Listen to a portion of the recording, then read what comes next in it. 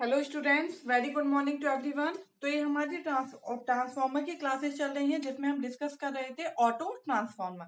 Okay, तो auto transformer का काफी डिटेल हम बहुत सारा डिस्कस कर चुके हैं कि ऑटो ट्रांसफॉर्मर कैसे बनता है, ऑटो ट्रांसफॉर्मर कैसे हमारा सिंगल वाइंडिंग ट्रांसफॉर्मर है, उसमें 3 टर्मिनल होते हैं, स्टेप अप कैसे बनाते हैं, स्टेप डाउन कैसे बनाते हैं, एक 2 वाइंडिंग ट्रांसफॉर्मर से कैसे हम सीरीज एडिटिव पोलैरिटी के थ्रू, मतलब दो जो हमारी बाइंडिंग्स है उनको कैसे एडिटिव पोलैरिटी में जोड़ते हैं, कैसे सब्ट्रैक्टिव पोलैरिटी में जोड़ते हैं, ये सब हम डिस्कस कर चुके हैं। ओके, आज हम डिस्कस करने वाले हैं कि parameters of auto transformer in terms of 2 winding transformer, कि कौन कौन से पैरामीटर्स हैं ऑटो ट्रांसफॉर्मर के 2 वाइंडिंग ट्रांसफॉर्मर के कंपैरिजन में, कि उनमें क्या हमारा डिफरेंस आता है, ऐसा कौन सा फैक्टर है जो हमारा इंक्लूड हो जाता है, कितना ऐड होता है, कितना सब्ट्रैक्ट होता है। ओके, तो जब हमने 2 वाइंडिंग ट्रांसफॉर्मर पढ़ा हुआ था तो हमारा 2 वाइंडिंग ट्रांसफॉर्मर का डायग्राम कैसे होता है हमारा, दिस वन। ओके, कुछ हमारा इस तरीके से होगा। हमारी क्या होती है, 2 वाइंडिंग्स होंगी। हम प्रैक्टिकल ट्रांसफॉर्मर मान के चल रहे हैं क्योंकि यहाँ पे हम सब कुछ लेने वाले हैं कि हमारा लॉसेस क्या होंगे, कॉपर लॉस क्या होते हैं, वोल्टेज रेगुलेशन क्या होगा हमारा। ओके, वो हम फाइंड करने वाले हैं। तो हमारा 2 वाइंडिंग ट्रांसफॉर्मर कुछ इस तरीके से है। सपोज ये V1 करंट I1, यहाँ का वोल्टेज है E2, ये हम रेटेड वोल्टेज मानते हैं। ओके, और ये हमने इंपीडेंस लिया है R02 JX02, मतलब हमने जो अपना पूरा का पूरा ट्रांसफॉर्मर है वो कहाँ पे रेफर किया हुआ है, सेकेंडरी साइड। ओके, और यहाँ ये जो करंट है वो क्या है हमारा I2, आउटपुट वोल्टेज V2। ये अगर हमारा सपोज थ्रू वाइंडिंग से ट्रांसफॉर्मर है तो हमारा पर यूनिट इंपीडेंस जो है वो हम क्या लिखेंगे, हमारा पर यूनिट इंपीडेंस क्या होगा, इंपीडेंस सिंपल क्या होता है, जेड इक्वल टू क्या होता है R plus JX, R02 plus JX02 हो जाएगा।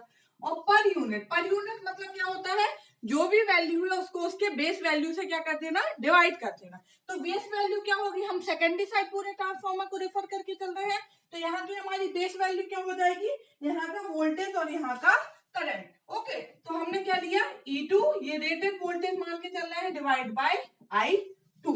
ओके, E2 और ये हमारा I2, तो ये हो गया हमारा क्या, रेटेड वोल्टेज। तो ये क्या हो गया, Z per unit. Okay, per unit impedance अगर हम 2 वाइंडिंग ट्रांसफॉर्मर में देखें तो क्या होगा, R02 plus JX02 divide by E2 by I2।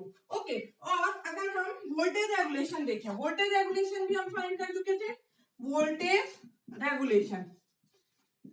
तो हमारा वोल्टेज रेगुलेशन का फॉर्मूला क्या होता था हमारा, I2 R02 cos phi plus X02 sin phi, okay, divide by E2। I2 R02 cos phi plus X2 sin phi by E2, ये हमारा क्या था, वोल्टेज रेगुलेशन। ये सारे फॉर्मूले हम फाइंड कर चुके हैं, ये सारे फॉर्मूले हम डिराइव कर चुके हैं। हमने ट्रांसफॉर्मर पढ़ा है एज अ 2 वाइंडिंग ट्रांसफॉर्मर, उसमें आप देखिएगा इंपीडेंस तो सिंपल है R2 plus JX02, per unit value जब निकालते हैं तो उसको हम उसके बेस वैल्यू से डिवाइड कर देते हैं। तो बेस इंपीडेंस क्या आएगा, base rated voltage divide by rated current. Okay, voltage regulation हम ऑलरेडी निकाल चुके हैं, कैसे निकालते हैं, फेजर डायग्राम बना के। तो क्या आ रहा था, I2 R02 cos phi plus X02 sin phi divide by E2। Okay, अगर हम पर यूनिट कॉपर लॉस लें तो क्या होगा, per unit full load copper loss. तो per unit full load copper loss क्या होता है हमारा, R पर यूनिट, ये आपको पता होना चाहिए। हमने फाइंड किया है जब पर unit full load copper loss, तो वो क्या होता है R पर यूनिट। तो R पर यूनिट क्या होगा, R02 divide by base impedance से डिवाइड करेंगे तो E2 बाय I2, ये क्या हो जाएगा हमारा per unit full load copper loss. Okay, ये बात हो गई हमारा जब ट्रांसफॉर्मर क्या है, एज अ 2 वाइंडिंग ट्रांसफॉर्मर। अगर इसी ट्रांसफॉर्मर को हम ऑटो ट्रांसफॉर्मर बनाते हैं तो हम निकालेंगे कि कैसे हमारी वैल्यू क्या हो रही है, चेंज हो रही है। ओके,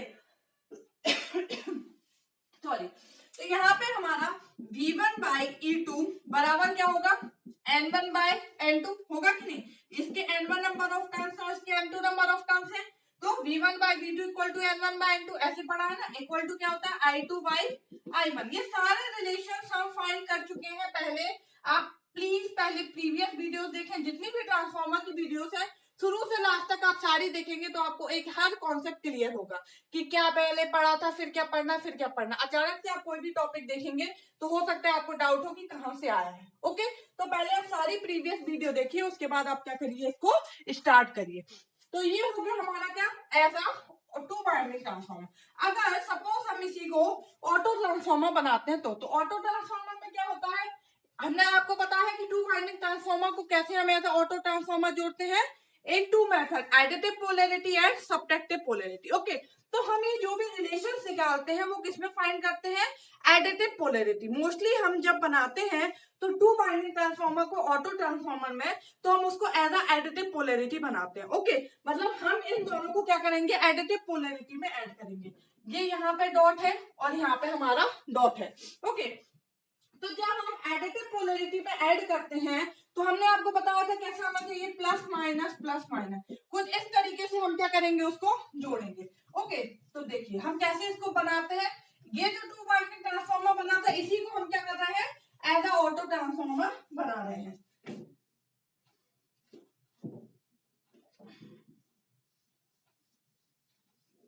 ये हमारी एक बाइंडिंग हो गई और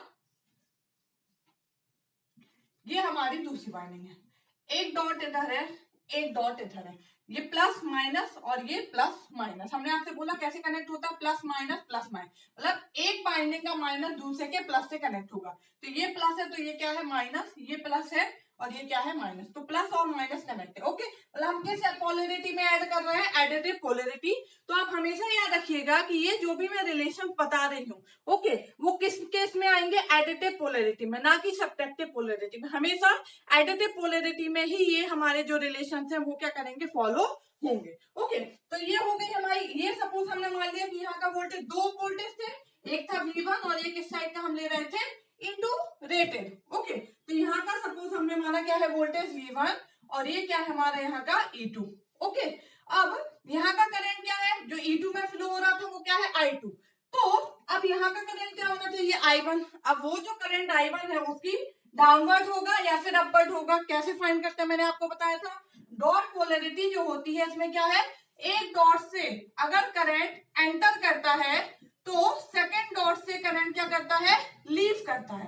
ओके, तो ये करंट I2 कुछ ऐसे जा रहा है, तो इस डॉट पे करंट क्या कर रहा है, एंटर कर रहा है, तो इस डॉट से करंट क्या करेगा, लीव करेगा, मतलब ये ऐसे निकलना चाहिए। ओके, तो यहाँ तो करंट I2 है, इस वाली बाइंडिंग में करंट क्या फ्लो हो रहा है, I1। ओके, तो इस पॉइंट पे सपोज ये A, B, ये C है और ये D है। ओके, तो एट पॉइंट C पे अगर हम KCL लगाते हैं तो क्या होगा, यहाँ करंट जा रहा है, यहाँ करंट जा रहा है, तो ये I बराबर क्या होना चाहिए, I1 प्लस I2। ऐसे ही होता है ना, KCL आपने पढ़ा है, नेटवर्क सर्किट थ्योरी से आप देखेंगे कि एक करंट जो एंटर करता है बाकी दो से करंट क्या करेगा, लीव करेगा। तो यहाँ से I1 प्लस I2 है तो I2 यहाँ जाएगा और I1 यहाँ जाएगा। ओके, तो ये बन गया हमारा क्या, ऐसा टू बाइंडिंग ट्रांसफॉर्मर को हमने क्या किया है, ऑटो ट्रांसफॉर्मर में कन्वर्ट कर लिया है। ओके, तो यहाँ पे हमारा VH रेटेड क्या हो जाएगा, तो ये हमारा, ये ऐसे आ जाएगा, ये कुछ ऐसा है, ये हमारी अलग अलग बाइंडिंग थी, ये एक बाइंडिंग है, एक बाइंडिंग, इसको कंबाइन कर दिया। तो ये हो गया हमारा VL, लो वोल्टेज साइड का वोल्टेज क्या है, V1, और VH जो है वो क्या हो गया हमारा E2 प्लस V1। ओके, हमारा EH क्या हो गया, V2 प्लस V1। तो VH अगर हम रेटेड फाइंड करें, सेकेंडरी साइड लें, तो वो क्या है, E2 प्लस V1। ओके, और V1 by E2 equal to क्या है हमारा, N1 बाई N2। तो यहाँ से V1 क्या लिख सकते हैं, N1 by N2 into E2। Okay, तो VH रेटेड यहाँ से हम फाइंड कर लेंगे, वो क्या होगा हमारा E2 plus N1 by N2 into E2।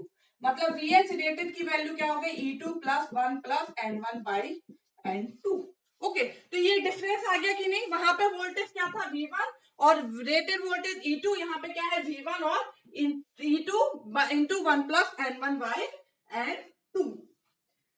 Okay, अब यहाँ पे अगर हम ट्रांसफॉर्मेशन रेशियो निकालें तो AA ट्रांसफॉर्मेशन रेशियो जो होता है वो हमेशा क्या होता है, high voltage divide by low voltage. तो हाई वोल्टेज यहाँ पे क्या है, E2 1 plus N1 by N2 और लो वोल्टेज क्या है, डिवाइड बाय V1। ओके, तो E2 by V1 1 plus N1 by N2।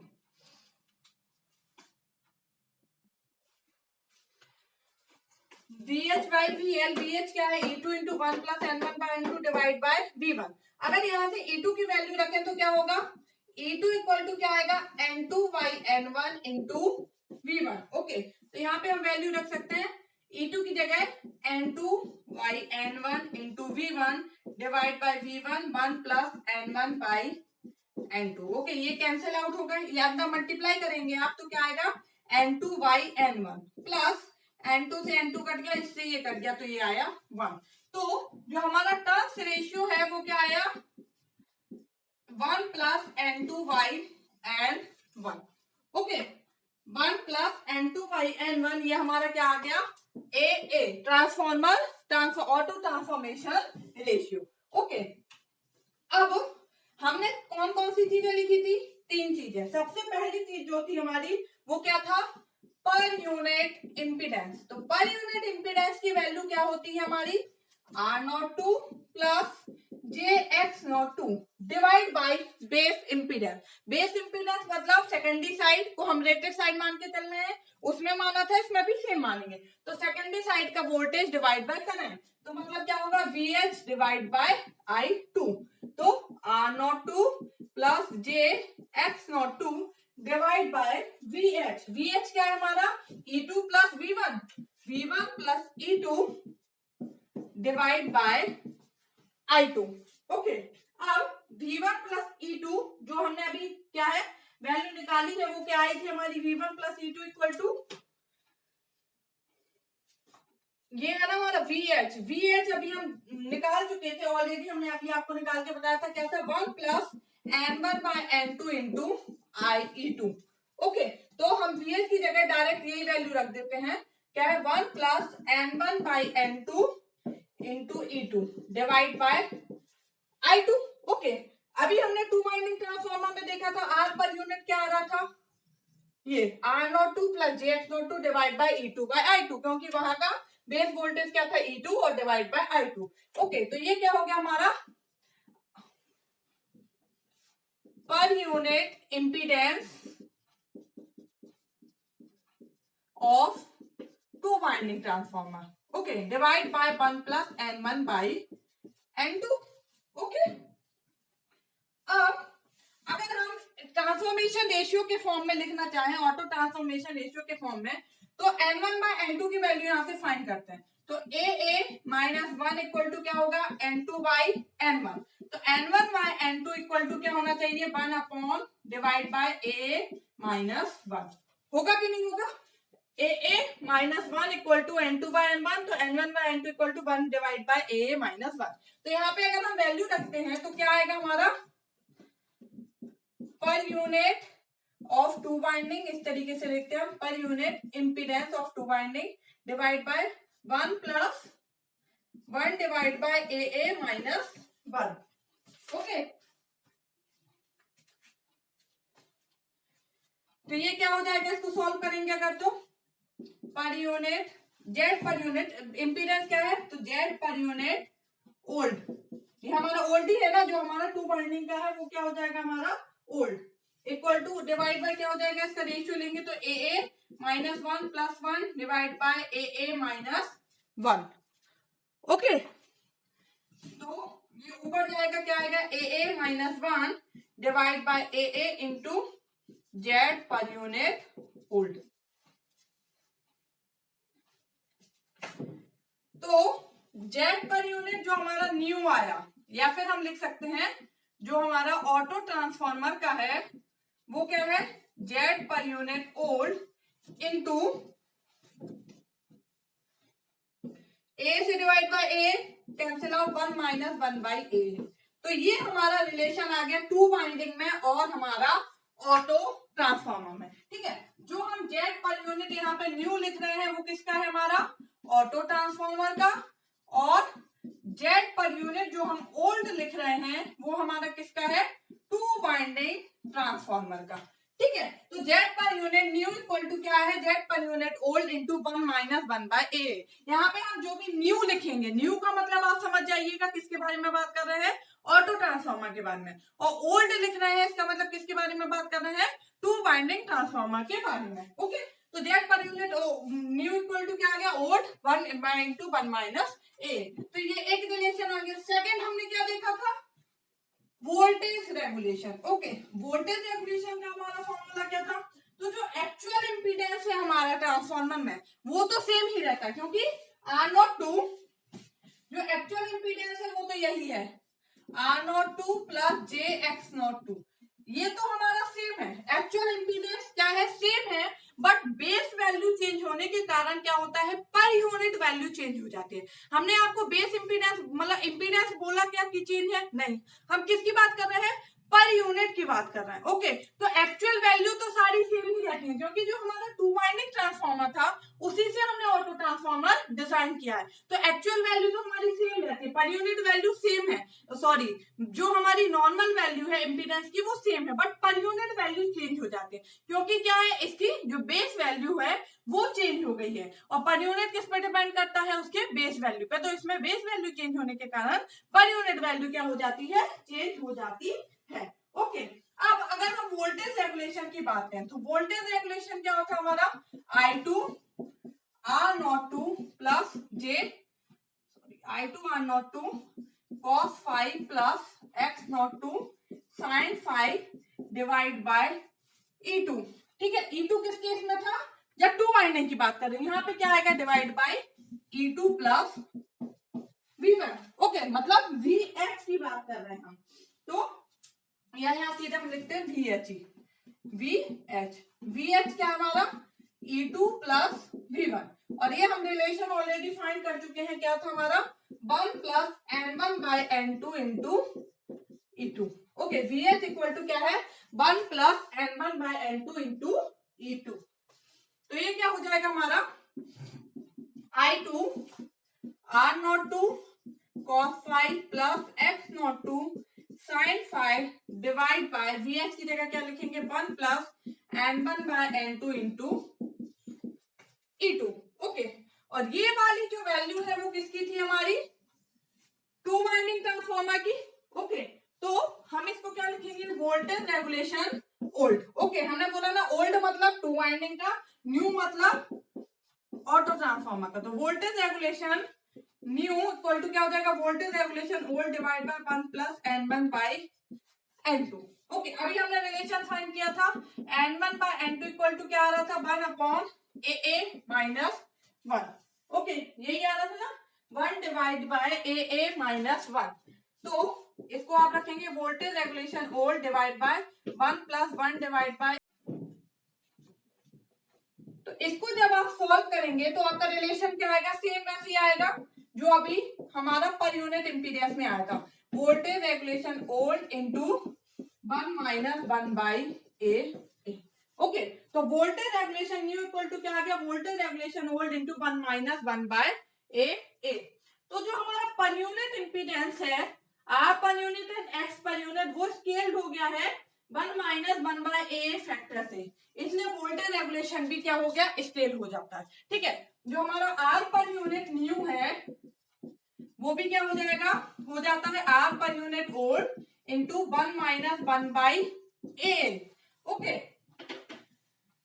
और जो हमारा X पर यूनिट न्यू है वो भी क्या हो जाता है, X per unit old into 1-1/A। Okay, तो ये दोनों जो फैक्टर है R पर यूनिट और X पर यूनिट, ये किस फैक्टर से स्केल हो गए हैं, मतलब कौन सा फैक्टर इनमें मल्टीप्लाई हो गया है, 1-1/A। इसलिए वोल्टेज रेगुलेशन भी सही फैक्टर से स्केल हो जाएगा मल्टीप्लाई, क्योंकि वोल्टेज रेगुलेशन किसका क्या क्या होता है उसमें, R0 और हमारा X0, तो ये दोनों चेंज हुए हैं, इसलिए टोटल वोल्टेज रेगुलेशन भी इसी फैक्टर से चेंज हो जाता है। ओके, एक और कौन सी चीज हमने फाइंड करी थी, क्या लिखा था फॉर्मूला, पर यूनिट कॉपर लॉस। ओके, पर यूनिट कॉपर लॉस न्यू की बात करें वो क्या होता है हमारा, आर पर यूनिट, तो यहाँ पे आर पर यूनिट क्या हो जाएगा, R02 divide by VH by I2। VH यहाँ पे क्या हो जाएगा 1 प्लस VH जो है हमारा वो क्या है 1 plus N1/N2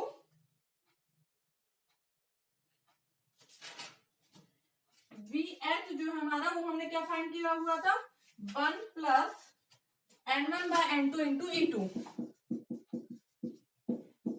E2 divide by I2 ये हो गया ओल्ड। ओके मतलब PCU ओल्ड P पर यूनिट ओल्ड। ओके तो ये भी हमारा क्या होगा सेम उसी फैक्टर से ये आ गया हमारा डिवाइड बाय 1 प्लस N1/N2। अब N1/N2 की जगह आप क्या रखेंगे 1 डिवाइड बाय A माइनस 1 फिर इसको सॉल्व करेंगे तो क्या आ जाएगा हमारा per unit copper loss new equal to per unit copper loss old into 1 minus 1/A। Okay तो मतलब हम देख रहे हैं कि जितने भी फैक्टर जो भी वैल्यू आप फाइंड कर रहे हैं चाहे आप वोल्टेज रेगुलेशन देखें चाहे आप क्या कर रहे हैं कॉपर लॉस देख रहे हैं चाहे आप आयरन लॉस देखेंगे सारे के सारे क्या होते हैं 1 माइनस 1 फैक्टर से मल्टीप्लाई हो जाते हैं मतलब उसमें ये फैक्टर हमारा क्या हो जाता है इंक्लूड हो जाता है। ओके तो हम यहाँ एक समराइज करके लिख देते हैं।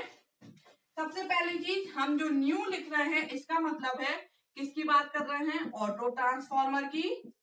ओके और जो हम ओल्ड लिख रहे हैं वो हम बात कर रहे हैं टू बाइंडिंग ट्रांसफॉर्मर की। ठीक है और ये जितने भी हमारे फॉर्मूलेस हैं डेरिवेशन है ये किसमें एप्लीकेबल होंगे all applicable for only additive polarity. Okay जब हम एडिटिव पोलैरिटी लेके चल रहे हैं मतलब प्लस माइनस इस तरीके से कनेक्शन करेंगे तब ये हमारे क्या होंगे फॉर्मूले इंक्लूड होंगे। ओके तो क्या है सबसे पहला अगर हम लिखें तो क्या है Z पर यूनिट न्यू इक्वल टू क्या हो जाता है Z पर unit old into 1 minus 1/AA। तो ये सारे फॉर्मूले आपको याद रखना है हमने आपको दिखाया भी कि किस तरीके से हमारे डेवलप होते हैं ये सारे फॉर्मूले बट आपको याद रखना है क्योंकि कॉम्पिटिटिव एग्जाम्स वगैरह में इस तरीके के सिंपल आपको दे दिए जाएंगे कि अगर टू बाइंडिंग ट्रांसफार्मर है और उसी से ऑटो ट्रांसफार्मर बना दिया जाता है तो उसके पर यूनिट इम्पीडेंस में क्या चेंजेस आएंगे किस फैक्टर से मल्टीप्लाई हो जाएगा 1 माइनस 1/AA से कि AA से कि 1/AA से कि किसी से नहीं होगा तो ये आपको याद रखना होगा। ओके सेकंड अगर हम लिखें तो R पर यूनिट न्यू क्या हो जाएगा R per unit old into 1 minus 1/A। Okay third क्या हो जाएगा X per unit new equal to X per unit old into 1 minus 1/AA। Fourth voltage regulation new equal to voltage regulation old into 1 minus 1/AA। Okay इसके बाद हमने क्या देखा था copper loss. Fifth PCU per unit क्या था हमारा full load copper loss per unit full load copper loss new equal to per unit full load copper loss old into 1 minus 1/AA। PI भी ऐसे चेंज हो जाता है iron loss equal to PI new equal to होता है PI old into 1 minus 1/AA। Okay तो ये हमारे कुछ फॉर्मूलेस हैं जो कि हमारे क्या होते हैं मतलब अगर हम ऑटो ट्रांसफार्मर से टू बाइंडिंग ट्रांसफार्मर बनाते हैं तो उनमें हमारा कौन सा फैक्टर इंक्लूड हो जाता है सिंपल सा याद रखना है 1 माइनस 1/A क्योंकि सब में वही फैक्टर क्या होता है इंक्लूड होता है। बस हमें याद रखना है कौन सी पोलैरिटी के लिए ये होता है एडिटिव पोलैरिटी के लिए। ओके तो आज की क्लास में इतना ही। कल हम डिस्कस करेंगे जो हमारी ऑटो ट्रांसफार्मर की लास्ट क्लास होगी उसमें कि ऑटो ट्रांसफार्मर और टू वाइंडिंग ट्रांसफार्मर में क्या क्या डिफरेंस है क्यों ऑटो ट्रांसफार्मर यूज करना चाहिए उसके क्या क्या एडवांटेजेस हैं और क्या क्या हमारे डिसएडवांटेजेस हैं। Okay thank you.